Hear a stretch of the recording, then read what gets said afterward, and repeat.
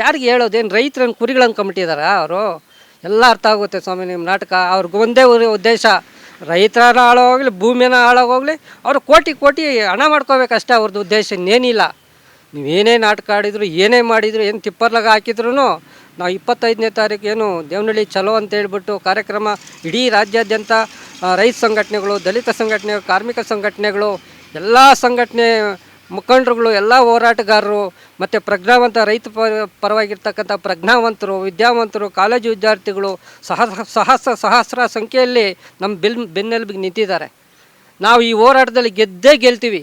ನೋಡೋಣ ಏನು ಮಾಡ್ತಾರೆ ನೋಡೋಣ.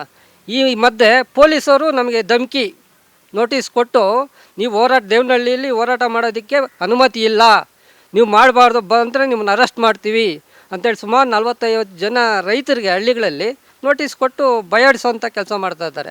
ಇಂಥ ನೋಟಿಸುಗಳು ಇಂಥವೆಲ್ಲ ನೋಡ್ಬಿಟ್ಟಿದ್ದೀವಿ ನಾವು 4 ವರ್ಷಗಳಿಂದ. ನಾವು ಯಾವುದಕ್ಕೂ ಅಂಜಲ್ಲ, ಭಯ ಪಡಲ್ಲ.